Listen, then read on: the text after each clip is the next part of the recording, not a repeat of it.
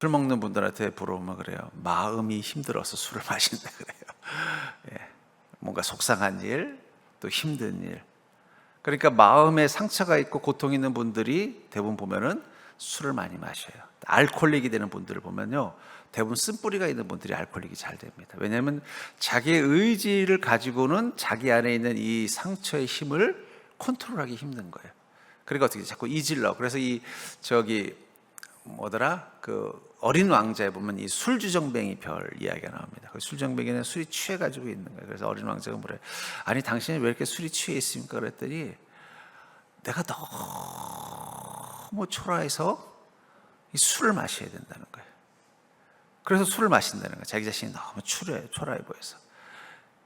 그리고 술을 마시는 내 모습이 너무 괴로워서 잊으려고 또 술을 마신다. 뭐 그런 내용을 보면서 술 취한다는 건 다른 말로 표현하면 우리 마음이 건강하지 않은 것입니다. 여러분, 건강한 사람들, 그러니까 심리학에서는 이게 사실은 장점이자 단점인 정의인데, 심리학에서 말하는 정상, 제가 왜 심리학을 어느 순간 이게 진리 완전한 답이 될 수 없다라고 깨닫게 된 게 뭐냐면, 심리학에서 정상이라는 것은 적응할 수 있으면 정상이에요. 무슨 얘기냐? 내가 속한 이 집단에서 내가 적응해서 살아갈 수 있으면 정상인 거예요. 기준점이 없어요. 기준점은 딱 하나예요. 살아남을 수 있고 적응할 수 있으면 그 사람은 정상입니다. 그래서 심리학에서 치료의 대상이 되는 건 어떤 사람이냐? 적응할 수 없는 사람이 비정상인 거예요. 그런 사람들만 치유의 대상인 거로 보는 거예요. 근데 성경에서 말하는 정상은 그게 아니죠. 성경에서 말하는 정상은 뭐예요? 우리가 그리스도와 얼마나 닮아 있는 자야냐. 그러니까 정상에 대한 기준점이 달라요. 심리학은요, 예를 들면 이런 거죠. 만약에 어느 날 갑자기 모든 사람들이 야, 우리 뭐 이 몸뚱아리 가지고 사는 거 피곤한데 다 로봇으로 바꾸자. 그런 날이 올 수도 있잖아요. 제가 보기엔 그런 날이 올 수 있는 것 같아요. 머리 빼고 다 로봇으로 바꾸자 해가지고 모든 국민들이 다 몸뚱아리를 로봇으로 바꿨다고 가정해 볼게요. 그러면 그때는 누가 비정상이에요? 이 몸을 가지고 있는 자가 비정상인 거예요. 그럼 심리학은 뭐라고 말해요? 마음을 빨리 고쳐먹고 몸뚱아리를 바꾸게 하는 게 심리학의 목적이 돼요. 근데 성경은 뭐예요? 100명이 다 몸뚱아리를 로봇으로 바꿔도 우리는 뭐예요? 하나님이 주신 몸을 지켜내겠다. 이게 정상이에요. 그래서 제가 어느 순간 이 심리학엔 치명적인 약점이 있구나. 그건 저 말하는 오름의 기준이 다르구나라는 걸 알고 나서부터 저는 심리학에 대해서 이제 어떤 한계를 인정하면서 그다음부터 보지 않습니다만은, 그러니까 여러분, 우리가 왜 세상 사람들이 술 취하고 방탕하는 것, 근데 요즘은요 술 취하고 방탕하는 것도 뭐 나쁘지 않다고 보는 것 같아요. 그러니까 사람들이 어떻게 돼요? 자꾸 교회를 떠나는 것입니다. 근데 성경은 뭐라고 말해요? 술 취하지 말라, 방탕한 것이니 오직 성령의 충만함을 받으라. 그러니까 성령의 충만함을 받는 게 정상이라는 것입니다. 자, 또 사도행전 1장 4절부터 5절 한번 읽어볼까? 시작.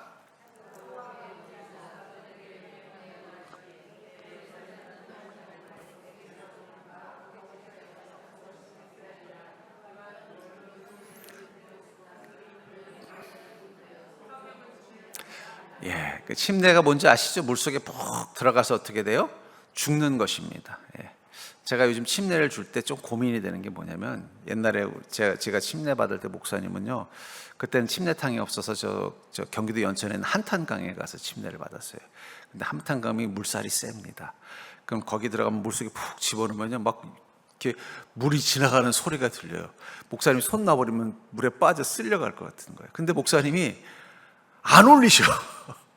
언제쯤 올리느냐? 그래서 막 내가 이제 물을 먹는다는 걸 느낄 때쯤 되면 꺼내시는 거예요. 그래서 나만 미워서 그런가 봤더니 다른 사람도 똑같이 그러시더라고요. 그래서 왜 그러시나 그랬더니 나중에 목사님은 침례는 물에 빠져 죽는 거다. 죽고 다시 살아나는 게 침례이기 때문에 죽이진 못하고 죽을 것 같을 때 끄내신다라는 웃으면서 얘기를 하실 때, 그래서 안 끄집어내셨구나. 그래서 저도 가끔 그럴 때가 있어요. 조금 더 물을 좀 드시게 한 다음에 꺼내야 되나 하는데, 여러분, 성령의 침례를 받는다는 건 뭘 말하는 거예요? 우리의 육신이 성령의 불로 새롭게 태어나는 것을 경험하는 것입니다. 인간이 인간을 변화시킨다는 건 쉬운 일이 아니에요. 그렇죠? 여러분들도 가족들이 있지만 가족들이야말로 가장 그 문제의 가족을 변화시키고 하는 싶은 사람들이에요. 그렇죠? 또 변화시키려고 얼마나 많은 희생과 노력을 했겠어요. 근데 변해요? 안 변해요? 예, 여러분 가족도 못 변화시키는데 상담 몇 번 받아서 변화가 되겠습니까? 그 옆에 붙어가지고 그러면 안 된다 그러고 그 사람이 문제 일으킬 때마다 가서 다 수습해주고 막 눈물로 호소하기도 하고 또 그 사람 때문에 가서 백일 기도도 하고 별짓을 다 하는데도 안 변하잖아요. 여러분 거기서 우리가 깨달아야 되는 게 있어요. 사람이 사람을 변화시킬 수 없다라는 것입니다. 저도 그걸 목회자가 되면서 알게 됐어요. 그럼 왜 안 될까? 결국은 이유는 그거예요. 우리도 죄인, 변화시키려는 사람도 소경이고 변화받아야 되는 사람도 소경이에요. 소경이 소경을 인도하는데 어떻게 안전하게 갈 수 있겠습니까? 그런 의미에서 그렇다면 어떻게 하면 변화가 되느냐? 결국은 성령님이 우리를 변화시켜 주시는 수밖에 없다는 거예요. 또 역으로 생각해 보면은 왜 성령님이 우리 가운데 오셨는가? 예수님이 부활 승천하신 이후에 이 땅에 사는 우리는 누구의 지도를 받으며 살아야 하는가? 저는 이 사건을 고민하기 전에 예수님이 이 땅 가운데 오셔서 하신 일들을 한번 보십시오. 뭘 하셨어요? 치유하셨어요. 몸이 병든 사람은 병을 치료하고 마음이 병든 사람들, 성경에는 마음이 병든 사람들에 대해서는 귀신 들린 자로 다 표현하고 있습니다. 옛날에는 뭔가 좀 정신적으로 이상이 있으면 무조건 뭐라고 생각했어요? 귀신이 들어갔다고 생각하던 시대였으니까, 아무래도 인간의 정신에 대한 연구가 부족하던 시대니까, 그러니까 귀신 들린 걸 보면 다 영적인 문제라고만 볼 필요는 없어요. 또 사실은 영과 혼은 서로 강하게 영향을 주기 때문에 정신에 문제가 있으면 귀신이 더 잘 들어오고 또 귀신이 들어오면 정신적으로 문제가 생기게 돼 있습니다. 그러니까 성경에서 예수님이 귀신을 쫓아냈다는 얘기는 단순히 그의 안에 있는 악한 영만 쫓아낸 게 아니라 그들의 정신을 어떻게 했다는 거예요? 치유하셨다라고 보시면 된다고 될 것 같아요. 그러면서 주님은 이 땅 가운데 오셔서 육의 병을 치료하시고 마음의 병을 치료하시는 일에 많은 에너지를 쏟았고, 그 근원 속에 뭐가 있어요? 복음을 통해서 영을 구원하시는, 그러니까 영과 혼과 육이라는 우리 인간을 구성하는 3요소를 다 치료하시고 회복시키시는 역할을 하셨단 말이에요. 그 일을 하시다가 주님은 저 하늘로 올라가셨어요. 그리고 제자들에게 무엇을 맡긴 거예요? 주님이 하시던 그 일을 맡긴 것입니다. 그렇기 때문에 교회가 해야 되는 사명 중에 하나는 뭐예요? 예수님이 하시던 그 일들이 지금도 여전히 이루어지게 하는 것입니다. 근데 또 제자들만 가지고는 그게 불가능하니까 어떻게 하셨어요? 성령님이 친히 오셔서 그 제자들 가운데서 그 일을 하게 하죠. 그래서 한번 보십시오. 베드로가 성령 충만한 다음에 제일 먼저 한 일이 뭐예요? 사도행전에서 그 방언 소리를 듣고 모인 디아스포라, 소위 말하는 유대인이지만 소위 해외 재외 동포인 유대인들이 자기네 나라 음성, 뭐 예를 들면 스페인 사람이면 스페인 말이, 또 그리스 사람이면 그리스 말이, 로마 사람이면 라틴어가 들리니까 신기해서 온 거예요. 아니, 예루살렘에 어떻게 우리나라 말이 들리지? 하고 왔는데 그것도 한 곳에서 동시에 들리는 거예요. 깜짝 놀라서 가서 보고는 어떻게 된 거예요? 야, 이게 어떻게 된 거냐? 이거 어떻게 저 사람들 보니까 다 평생 이 이스라엘 땅 예루살렘에서 벗어난 적도 없어 보이는 저 사람들이 어떻게 저렇게 우리나라 말을 유창하게 잘하냐? 그게 사실은 방언이에요. 그러니까 샬라샬라가 아니라 그 복음을 들은 이방 지역 출신 유대인들에게는 그 자기 현지어로 들리는 거예요. 미국어, 독일어처럼. 깜짝 놀라는 거죠. 근데 그때 그 성령 충만을 받았을 때 베드로가 제일 먼저 한 게 뭐예요? 그들에게 예수님을 증거합니다. 근데 예수님을 증거하자 어떤 일이 났어요? 그들의 마음이 찔리면서 내가 어떻게 하면 좋겠냐. 그건 베드로가 한 게 아니에요. 성령님이 베드로의 입술을 통해서 그들의 마음을 치유하신 것입니다. 그러니까 여러분, 결국은 인간을 변화시키는 능력은 누구에게 있어요? 우리에게 있는 게 아니라 성령님의 능력이시라는 것입니다. 그래서 하나님께서는 이 땅에 살면서 어떻게 해요? 우리에게 성령님을 보내주신 것입니다. 그것을 예수님은 그를 믿는 자들을 그와 같이 버려두지 않으시고 이 땅에 계시면서 제자들과 함께 살며 가르치셨던 것처럼 이 땅에는 우리에게도 도와주시는 분 보혜사를 보내시겠다고 약속하셨다는 거예요. 자, 요한복음 16장 7절 읽어볼까요? 시작.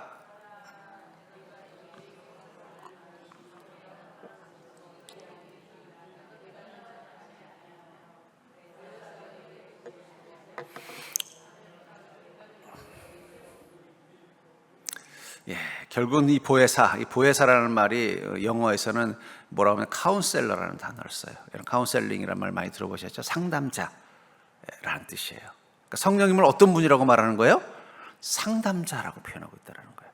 상담하는 사람들이 주로 뭘 하는 거예요? 뭐 요즘은 이제 상담의 범위가 넓어져서 어떤 뭐 업무적인 거, 뭐 세상적인 것도 하지만 보통 일반적으로 상담자 하면 무엇에 대한 상담을 주로 많이 해요? 마음의 문제와 갈등을 들어주고 해결해 주는 것. 그런 의미에서 성령님은 우리에게 보혜사, 상담자로 오셨다라고 말하는 거죠. 그것을 우리 마음을 치유하신다라고 말하고 있는 것입니다. 여기도 말하고 있지만은 주님께서 하늘로 올라가시고 우리를 이 땅 가운데 고아와 같이 거려주기를 원하지 않으셨다라는 거예요. 당연히 어떻게 돼요? 우리 가운데 함께 하기 위해서 주님은 두 가지 방법을 쓰시는 거죠. 하나는 예수님을 통해서 진리를 배우고 예수님을 통해서 변화되고 주님이 주신 그 사명을 품은 제자들을 남겨놓았고, 또 하나는요, 성령님을 친히 보내서 주님의 일을 이루도록 하시는 겁니다. 그러니까 여러분들, 우리는 2000여 년 전 예루살렘에서 유대인들이 만났던 그 하나님을 여러분들은 성령님을 통해서 경험하는 거예요. 만약에 여러분들이 2000여 년 전에 여리고 사람이라고 한번 가정해 볼게요. 그럼 여러분들 어떻게 하시겠어요? 갑자기 우리 애가 아파. 병원에 갔더니 원인을 모르겠대. 근데 예수님이 오신다는 소리 들으면 여러분 어떻게 해야 되겠어요? 어떻게 할 것 같아요? 니고데모처럼 안 하겠습니까? 아이고 다윗의 자손 예수님, 나를 좀 불쌍히 여겨주십시오. 우리 애가 병이 났는데 병원에 가도 이유를 모르겠대요. 주님 빨리 좀 와서 좀 고쳐주세요. 하지 않겠냐는 거예요. 그렇죠? 그러니까 여러분, 우리가 성령님과 관계하는 마음이 어떤 마음이어야 돼요? 그런 마음이어야 돼요. 여러분들이 2000년 전 여리고 성에 사는데 여러분들이 마치 그 막달라 마리아처럼 자기 인생의 고통 가운데서 주님을 만났어요. 주님의 용서하심을 경험했어요. 그 귀신이 쫓겨나가서 마음의 치유가 일어났어요. 그럼 그 다음은 여러분들은 어떻게 살겠어요? 내가 2000년 전 베드로였으면, 여러분들, 저는 특별히 마태복음부터 요한복음 볼 때마다 그 생각이 들어요. 야, 어떻게 주님은 제자들을 뽑아도 영 시원찮은 것들만 뽑았나? 나 같으면 이렇게 안 하겠다. 제가 신학생 때까지만 해도 그런 마음 가지고 그 말씀을 봤는데, 제가 세월이 지나 보니까 아니야, 나보다 베드로가 좀 나은 것 같은데, 이런 생각이 자꾸 들어요. 나보다 도마가 그래도 나은 것 같다. 그런 마음이 들더라고요. 근데 중요한 건 여러분들이 지금 성령님과 그 베드로 같은 마음으로 보내는 게 필요하다는 거예요. 그럼 주님은 어떻게 하시겠어요? 우리를 그냥 놔두지 않습니다. 우리를 변화시키고 치유해 나가시겠죠. 그러니까 여러분, 성령님과의 관계를 맺는 게 왜 중요하냐? 그것은 여러분들이 2000년 전 유대인들이 예루살렘 땅, 이스라엘 땅에서 예수님을 만나고 그분을 통해서 치유를 경험하고 은혜를 경험하고 구원의 삶을 경험한 것처럼 여러분도 지금 그럴 수 있는 기회를 얻은 것입니다. 그 기회를 누리기 위해서 제일 중요한 건 뭐예요? 예수님을 만나는 것처럼 성령님을 만나야 돼요. 니고데모가 앞을 못 보는 그 병자로 오랜 세월 살았을 때 그의 귀에 들려오고 딱 하나요. 이 여리고성에 예수님이 오셨다는 말이에요. 그 음성을 듣고 어떻게 돼요?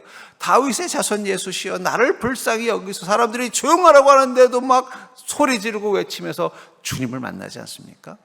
만났더니 주님이 어떻게 하셨어요? 치료하신 거예요. 그러니까 예수님을 만나면 다 치료받습니다. 육신의 병도 치료받고 마음의 병도 치료받고 영도 치료받습니다. 단, 그것은 주님이 주도하시는 겁니다. 주님이 주도하시는 치료라는 거예요. 그 다음 단계는 이제 뭐 오늘 여기서 다룰 이야기는 아닙니다만은, 자, 그래서 주님께서는 자기 대신에 우리에게 성령을 보내시겠다고 약속을 하셔요. 그럼 그 성령님은 누구예요? 한번 읽어볼까요? 시작.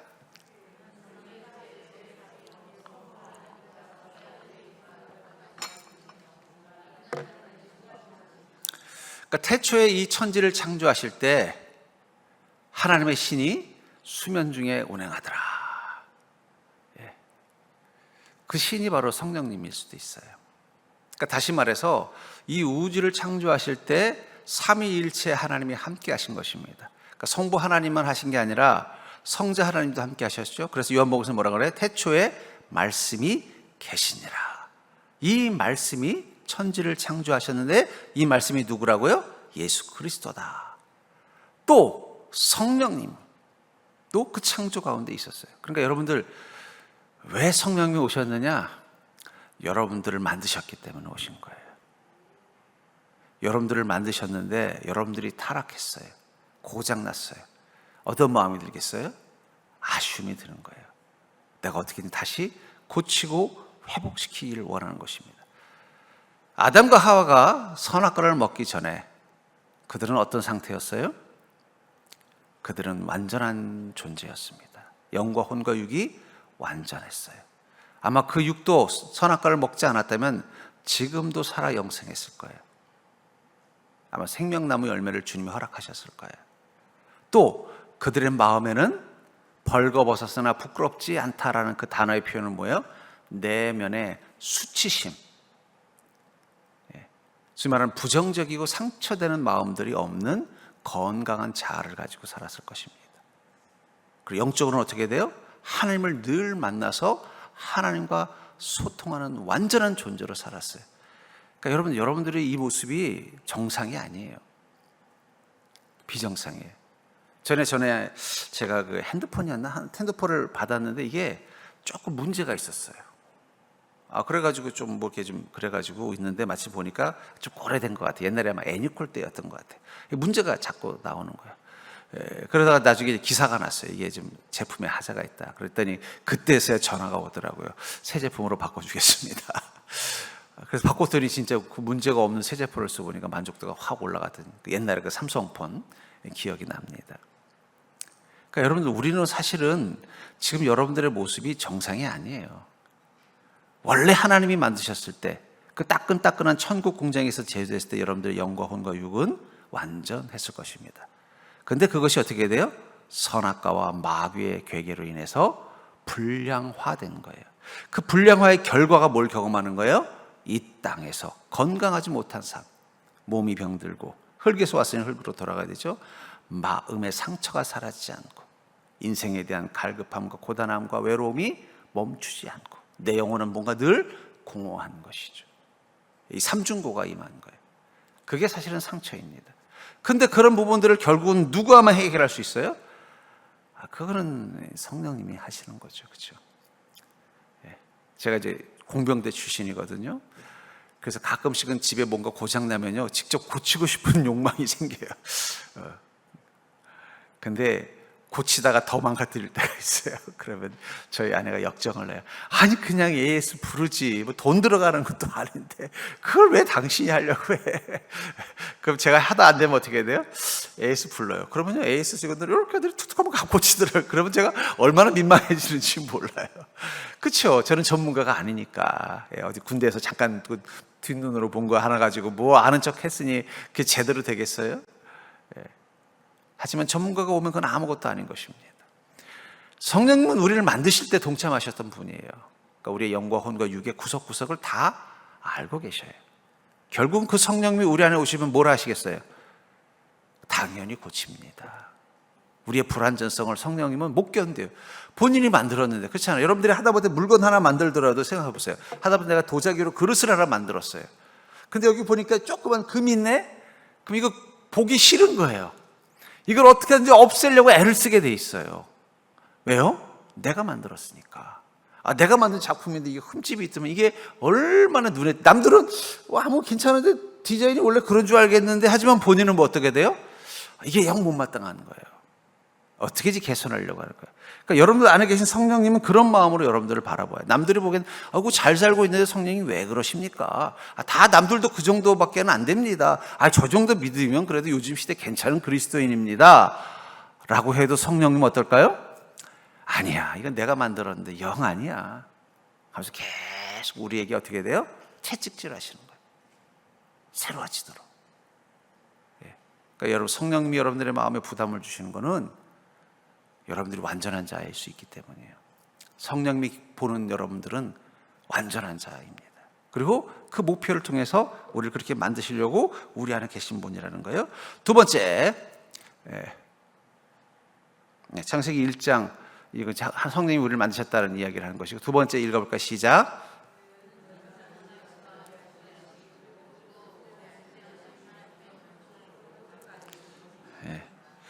전지전능하시고 무소부지하신 하나님의 속성 모두 계시다는 얘기는 뭐예요? 우리를 고칠 수 있는 충분한 능력을 가지고 있다는 거예요.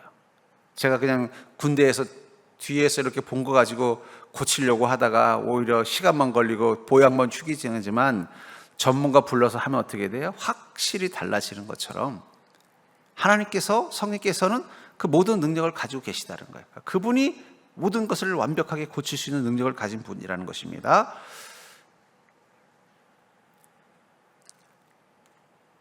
세 번째 읽어볼까요? 시작.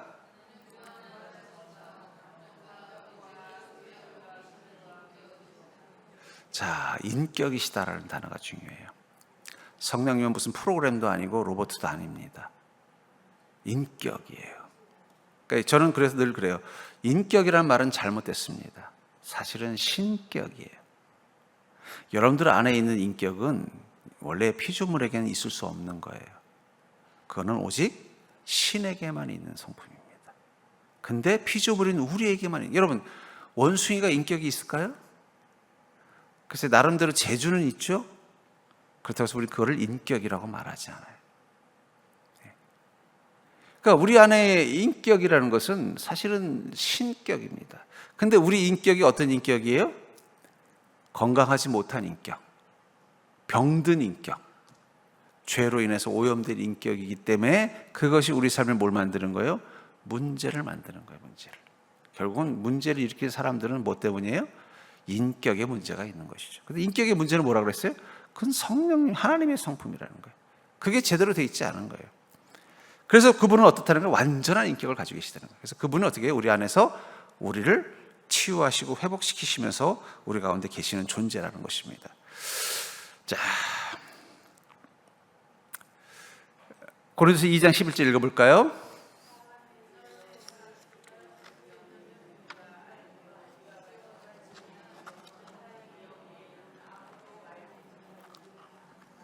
자, 성령님은 완전한 인격으로 우리 안에 계시면서 우리의 모습을 다 보고 계십니다. 우리는 우리 자신을 모르는 게 더 많아요. 사실은 이 프로이드가 발견한 가장 그 중요한 단어가 뭐냐면 무의식이라는 단어예요. 사람은 사실은 의식이 아니라 무의식의 지배를 많이 받고 있다. 그래서 이 무의식이라는 세계를 이제 수발하는 이제 인간 사회 속에서 오픈해서 사람들이 무의식에 대한 연구를 하게 돼서 현대의 어떤 정신의학에 많은 영향을 줬습니다. 근데 이 무의식이라는 건 뭘 말하는 거예요? 내가 모르는 내가 많다는 거예요. 옛날에 가시나무라는 그 찬양이 있지, 원래 가요가 있지, 하덕규 씨가 쓴 노래인데 사실은 그분이 크리스찬이에요. 나중에 목사님이 되셨어요. 그러니까 그 내용은 사실은 복음 쓴 거예요. 내 안엔 내가 너무도 많아. 그 가시나무라는. 그 나도 모르는 내가 너무 많은 거예요. 근데 그 나가 어떤 나요? 가시가 잔뜩 있는, 어리석고 악한 내가 너무 많다는 거예요. 그것 때문에 어떻게 돼요? 주는 내 안에 설 자리가 없다라는 거예요. 여러분, 가시나무라는 노래를 한번 집에 가서 한번 보세요. 이거를 찬송가라고 생각하고 한번 보시면 가사가 더 이해하게 돼요. 왜냐하면 그 하덕규 씨가 목사님이 되셨어요. 제가 보기에 그분이 신앙 고백을 한 거지 가요로 부른 게 아니에요. 내 안에 내가 너무도 많아. 그 설 자리가 없고라고 하는 그분은 성령님인 거예요. 내 안에 가시가 많은 나도 모르는 내 안에 악하고 어리석은 내가 너무 많다 보니까 성령님이 계실 자리가 없네요 라고 고백하는 게 사실은 그 가시나무입니다. 그러니까 여러분, 우리는 우리를 잘 몰라요. 그러니까 여러분, 우리가 마음의 치유를 경험하려면 제일 중요한 게 뭐냐? 내가 나를 모른다는 걸 인정하는 거예요. 그래서 유명한 찬양이 있잖아요. 네가 나를 모르는데 난들 너를 알겠느냐. 뭐 그런 노래도 있었습니다만은, 그러니까 사실 우리는 몰라요. 어떨 때는 남들보다 더 나를 몰라요. 그래서 우리 자신을 치유할 수가 없는 거예요. 그럼 병이라는 건 알아야 치유가 되는 겁니다. 그 의사들도 왜 보면 병 걸린 의사들 보면은 자기 몸의 증상을 몰라가지고 그냥 방치했다가 나중에 큰 병이 돼서 치료하는 거예요. 남들 병은 다 진단하면서 정작 자기의 문제는 진단을 못하는 거죠. 심지어는 자기 전공인데도, 전에 섬기던 교회에 그런 분이 계셨어요. 그 대장암 전공 의사신데 본인이 대장암에 걸리신 거예요. 자기 전공인데도 자기 증세를 몰라가지고 대장암에 걸리셔가지고 수술을 받으셨어요. 그러면서 자기가 그때 깨달았대요. 환자의 마음을. 그 다음부터는 그 대장암에 걸린 다른 환자들을 대하는 태도가 달라졌다는 거예요.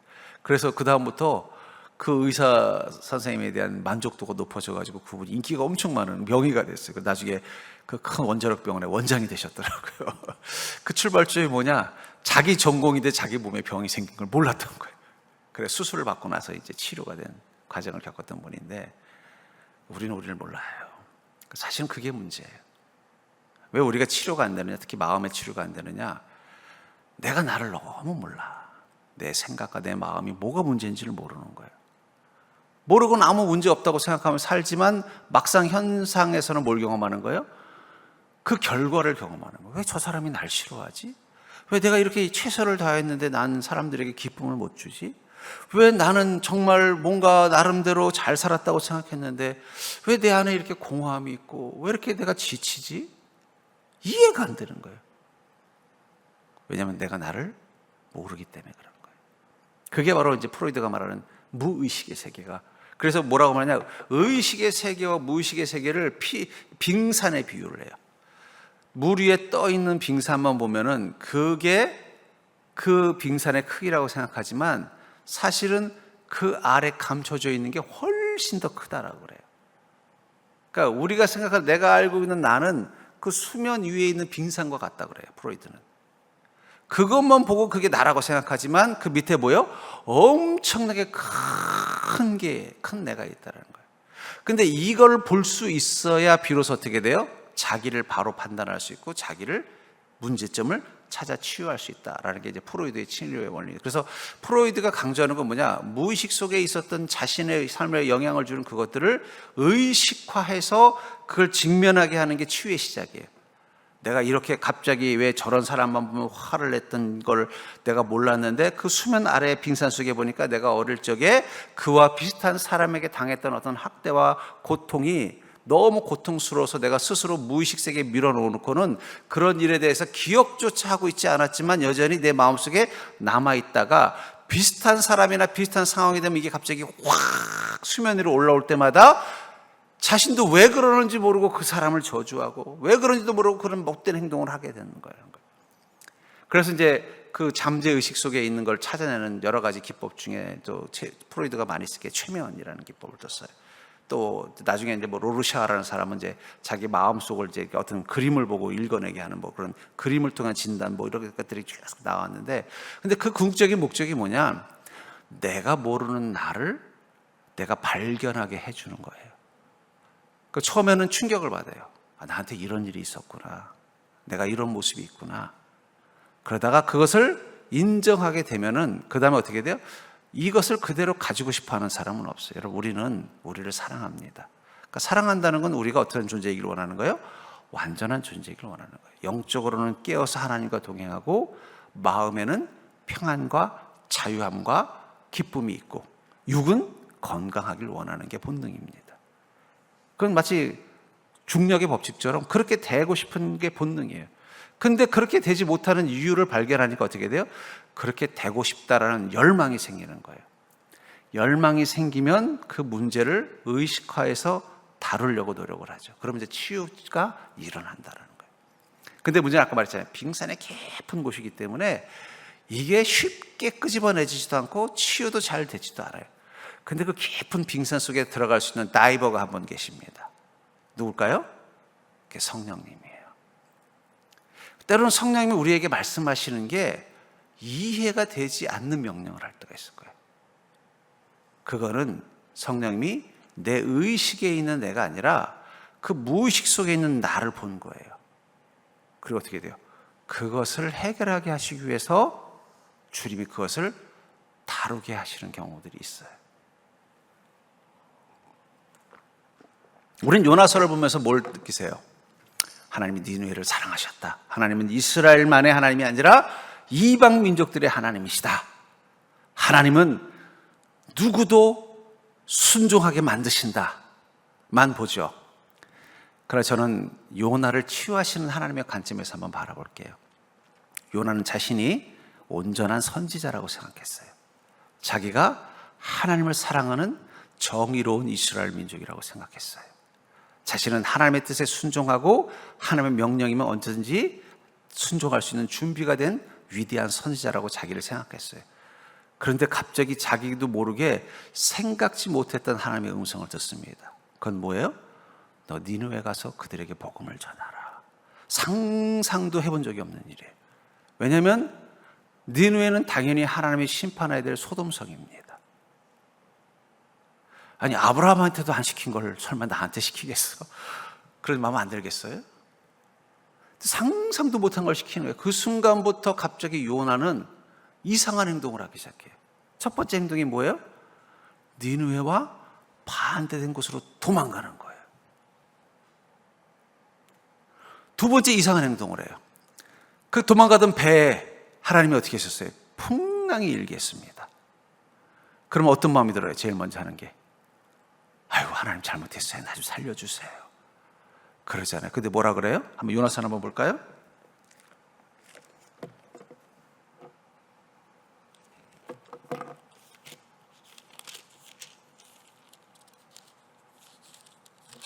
요나서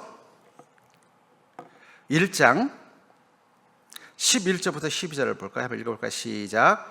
바다가 점점 흉흉한지라 무리가 그에게 이르되 우리가 너를 어떻게 하여야 바다가 우리를 위하여 잔잔하겠느냐 하니 그가 대답하되 나를 들어 바다에 던지라. 그리하면 너희가 너희를 위하여 잔잔하리라. 너희가 이 큰 폭풍을 만난 것이 나 때문인 줄을 내가 아노라 하니.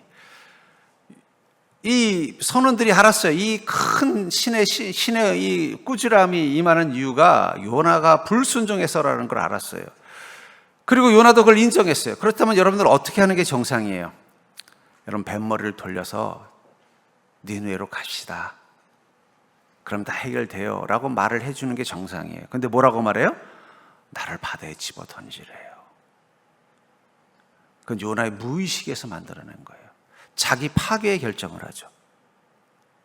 그렇잖아요. 여러분 자기를 제물로 던지라고 말하는 사람이 어디 있어요? 근데 무의식에 큰 상처가 있는 사람들은요 죽고 싶어요. 죽고 싶은 그 내면의 마음을 어떻게 행동하느냐? 자기 파괴적인 행동과 말과 선택을 하는 것입니다. 잘 살다가 갑자기 이상한 짓을 하는 사람들이 있어요. 그런 경우는 대부분 보면 이 무의식에 그 해결되지 못한 깊은 상처가 있어요. 남들이 보면 지금 잘 되고 있으면 이걸 잘 유지하면 되는데 갑자기 이상한 행동을 하는 거예요. 제가 전에 어떤 그 관련된 그런 사례를 본 적이 있어요. 뭐냐면은 어떤 남자가 이제 형과 형제가 있었는데 뭐 형님도 곧잘 잘 살아요. 근데 늘 이 동생은 잘 못 살았어.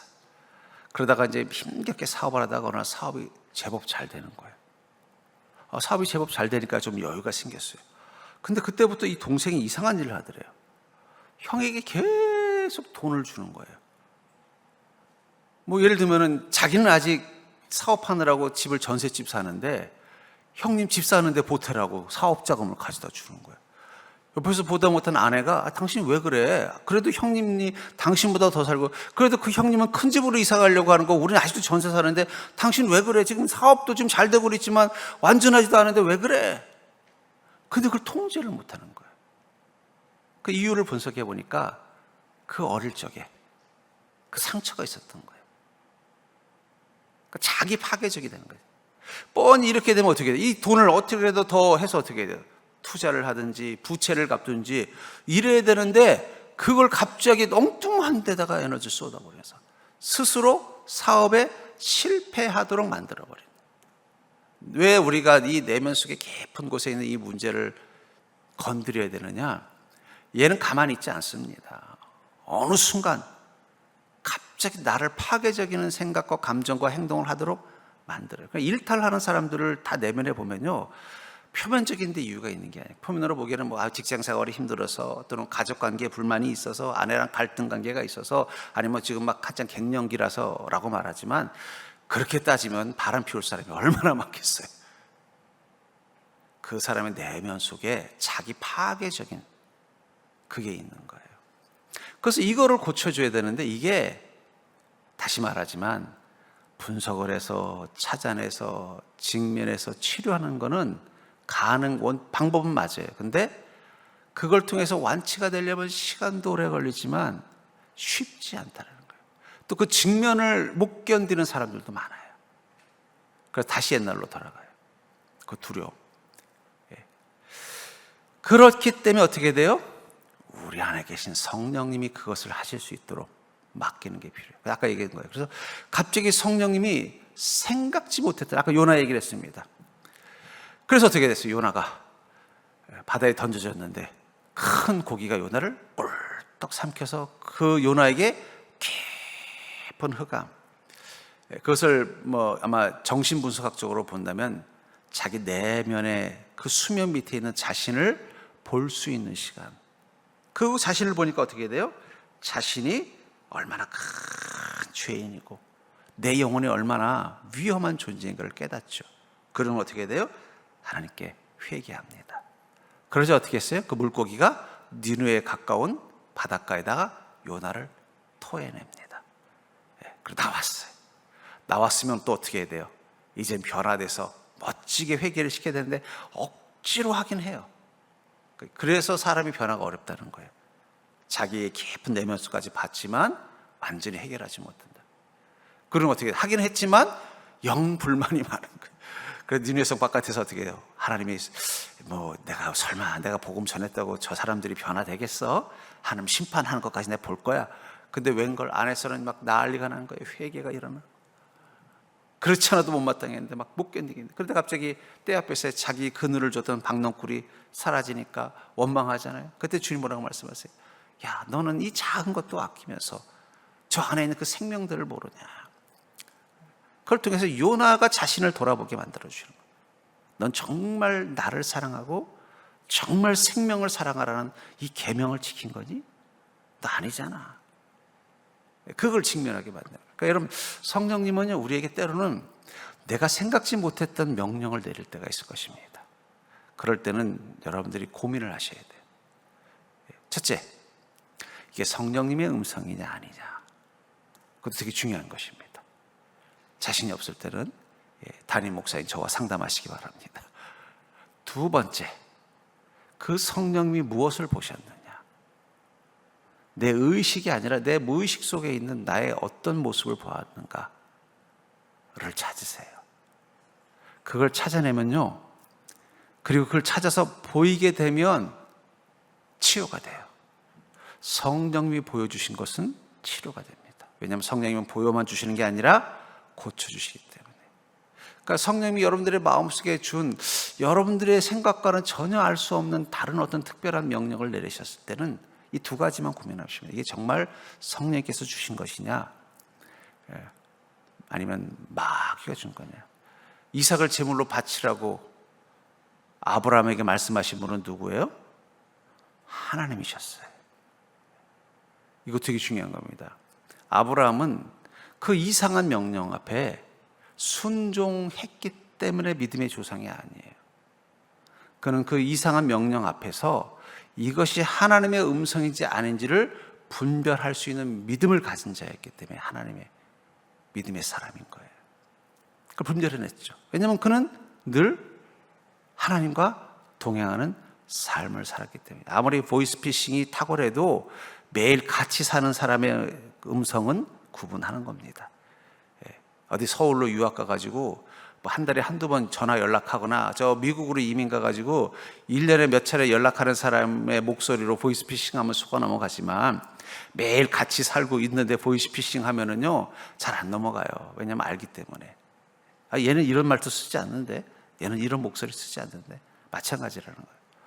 성령님과 매일매일 동행하는 삶을 사는 사람은 이게 성령의 음성인지 악한 영의 음성인지를 구분할 수 있습니다. 그리고 성령께서 그 음성을 들려주셨다면 그 첫 번째 해야 되는 건 뭐냐면 왜 그 명령을 나에게 내리셨는가를 돌아보는 거예요. 요나는 왜 나에게 이런 명령을 주셨는가? 너는 나를 사랑한다고 하지만 사랑한 게 아니야. 너는 이스라엘 사랑한다고 했지만 사랑한 게 아니야. 너는 나를 위해서 위대한 선지자로 살겠다고 말했지만 나를 위해서 산 거 아니야. 너를 위해 살았어. 그것을 직면하게 만든 사건이 뭐예요? 그 니느웨 사건이라는 거예요. 요나의 입장에서는. 그 요나의 사건을 통해서, 니느웨 사건을 통해서 요나는 뭘 깨달아요? 나는 지금까지 주님을 사랑한다고 말했지만 나를 사랑했습니다. 나는 지금까지 주님을 위해서 일하는 선지자라고 말했지만 나를 위해서 일했습니다. 그걸 인정할 수밖에 없었다는 거예요. 저는 요나서에서 그걸 봅니다. 그러니까 여러분들 안에 계신 성령님만이 알 수 있는 여러분들이 있다는 걸 인정하는 게 중요해요. 내가 모르는 나 너무도 많은데 그것을 성령님은 보신다는 거죠.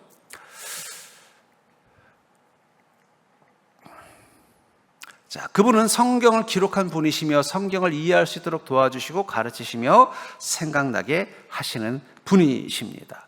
또 이 성령님이 우리 안에 계시면 또 우리에게 주어지는 두 번째 축복이 뭐냐? 말씀을 바로 읽을 수 있는 힘과 지혜와 능력을 갖게 된다는 거예요. 성령님의 조명이 없이는 말씀을 바로 볼 수 없습니다. 말씀을 바로 볼 수 없다면 말씀을 통해서 나를 알고 진단하고 말씀의 능력이 내 생각과 마음을 치유하는 힘이 되지 못할 것입니다. 저도 사실은 내적인 치유가 필요했던 가정 환경에 자랐어요. 마음속에 상처도 좀 있었고 또 그것이 내 삶에 주는 여러 가지 장애도 있었어요. 제가 말씀드렸을까, 제가 대인공포증이 있었다는 얘기, 무대 장애가 있어, 무대 이 두려움이 있었다는 얘기 잘 모르시죠? 예, 제가 몇 번 금요일날 얘기했습니다만 저도 치료가 많이 필요했던 사람이에요. 그리고 제가 사실은 목회자의 길을 안 가려고 했던 이유 중에 하나가 뭐냐? 강대상만 떨면 다리가 떨려가지고. 야, 어떻게 목사가 강대상에서 떨면서 어떻게 목회를 하겠어요? 그래서 나는 안 맞는 것 같습니다. 그래서 제가 또 책을 좋아하고 글을 좋아하니까 그럼 내가 그냥 어디 출판사에 가서 작가나 뭐 이런 인쇄 출판업을 하는 인생을 살겠습니다 하면서 길의 진로를 바꾼 적이 있어요. 근데 하나님이 강구적으로 저를 다시 신학대학원에 보내면서 목회자의 길을 가게 하셨는데, 근데 제가 감사한 건 뭐냐면 제가 신학교 4년 동안 있으면서 제가 교육학을 전공하다 보니까 이 교육학에서는 필수 과목 중에 많은 부분들이 마음을 이해하는 학문이에요. 왜냐하면 교육이라는 게 그건 뭐예요?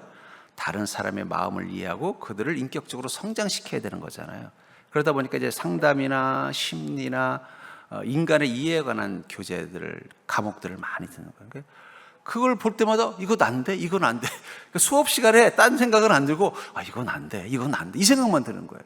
교수님이 어떤 예를 들면 인간 발달에 대해서 얘기하면 그건 안 돼.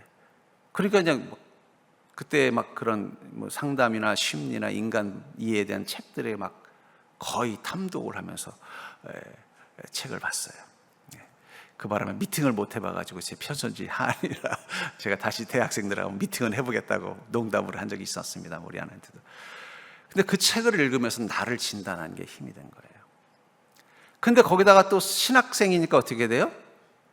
하나님을 이해하고 인간을 이해할 수 있는 철학적인 사유력이 생기니까 그게 나를 또 이해하는 힘이 되는 거예요. 그러면서 스스로 그 지식을 가지고 나를 통제하고 치료해가는 과정들을 겪은 것입니다. 그래도 금방 안 돼요. 그러니까 성경은 제가 그때 깨달은 게 뭐냐? 성령님께서 우리 안에서 카운셀러가 되어주시고 성경을 우리가 읽으면 성경은 그냥 지식을 전달해 주는 게 아니라 삶의 지혜만 주는 게 아니라 나를 치유하는 능력이 돼요. 근데 나중에 이게 하나의 치료 장르가 되더라고요. 그걸 독서 치유라고 하더라고요. 그때는 그런 개념이 없었어요.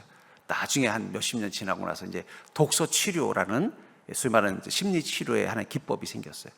근데 저는 그거를 독학으로 한 거예요. 왜냐하면 저는 책을 보면서 나를 진단하고 치료하는 시간들을 가진 것입니다.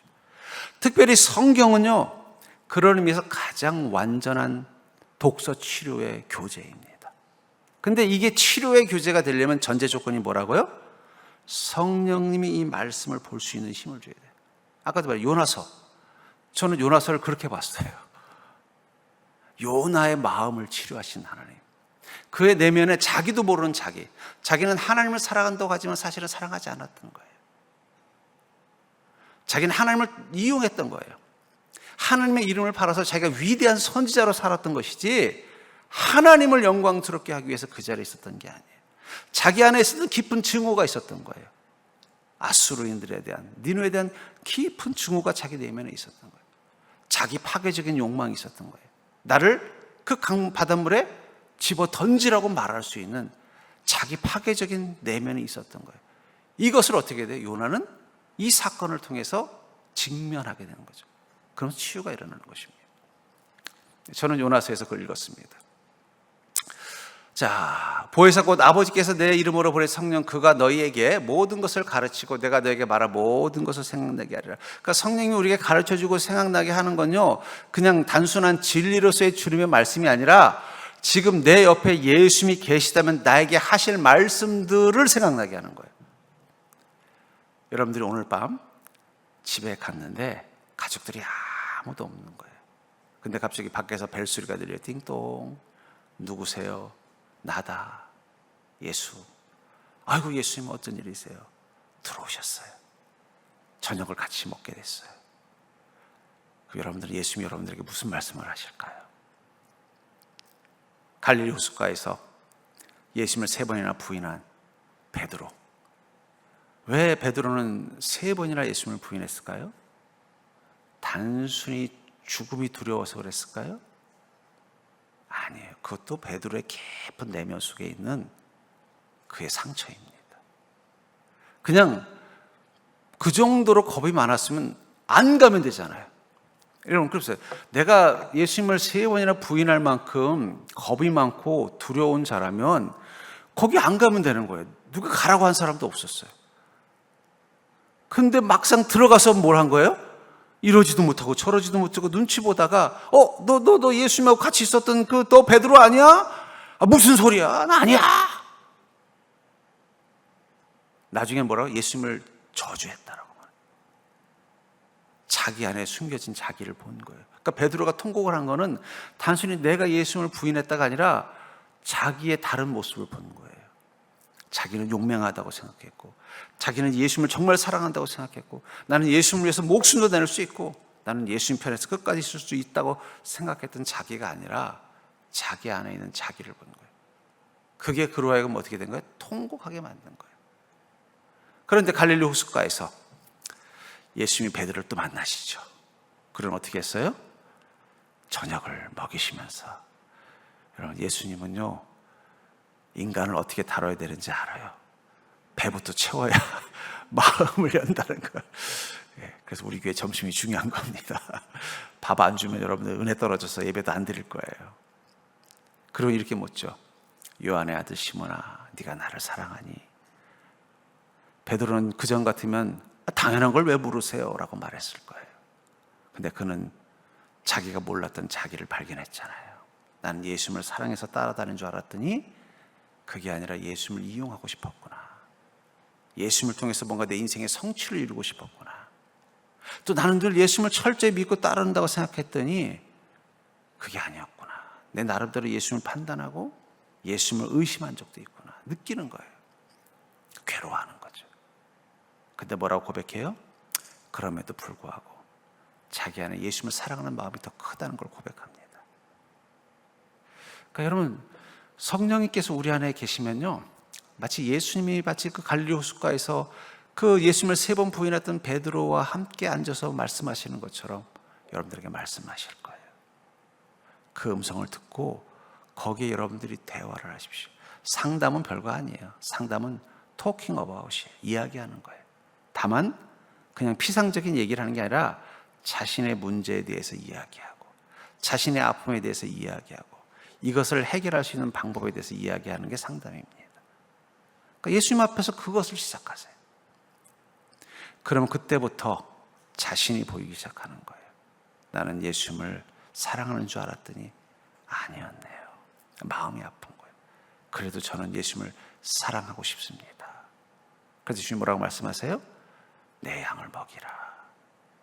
너의 사랑함을 행동으로 옮겨라. 이제 그 나중에 제가 이제 그것도 심리학적으로 접근하면 이제 행동 치유라고 있습니다.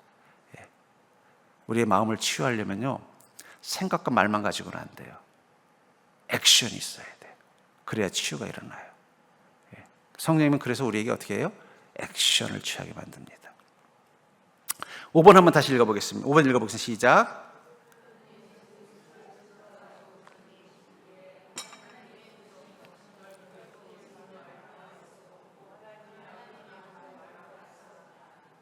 자, 성령님을 통해서 우리는 하나님과 예수님을 더 바르게 알게 됩니다. 하나님을 알면 알수록 나를 알게 돼요. 모든 사람들은 자신의 부모를 가지고 있습니다. 그렇죠? 대부분 여러분들도 부모님이 있잖아요. 근데 그 부모님에 대한 여러분들의 마음이 복잡하죠. 부모님이 완전한 분이면 좋지만 대부분의 부모님들은 완전하지 않습니다.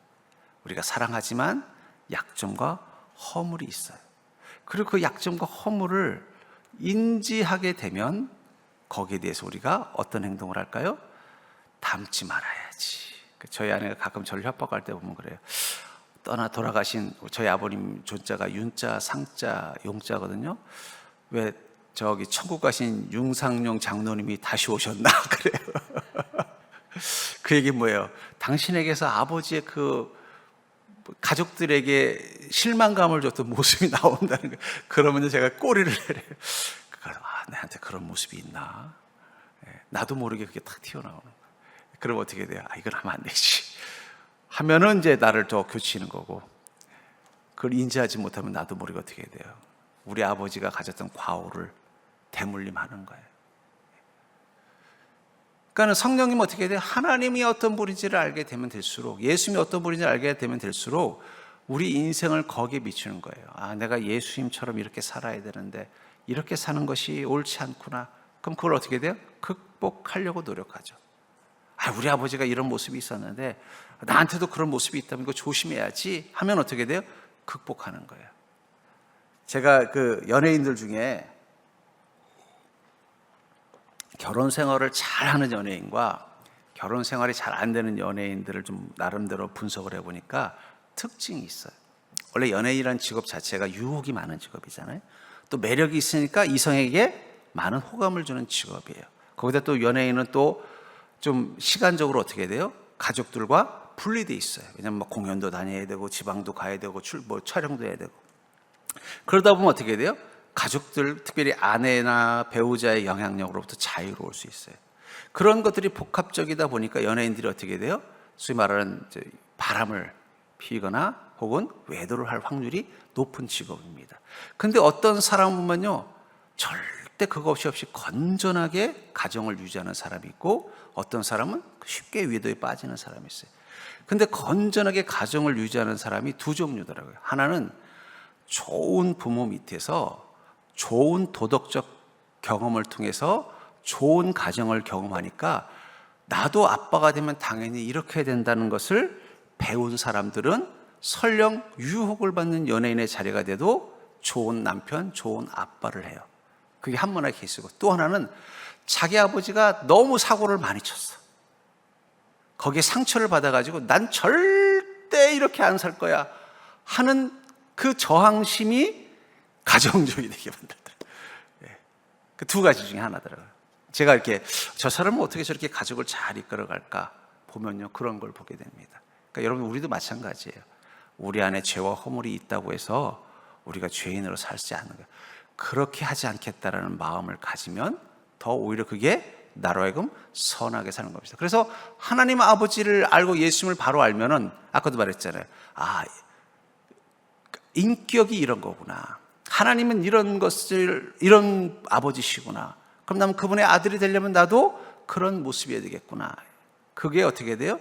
나로 하여금 건강한 나로 만들도록 힘이 되고, 또 그것을 하도록 성령이 우리 안에서 아버지가 어떤 분인지 알게 하신다라는 거예요. 여섯 번째 읽어볼까요? 시작.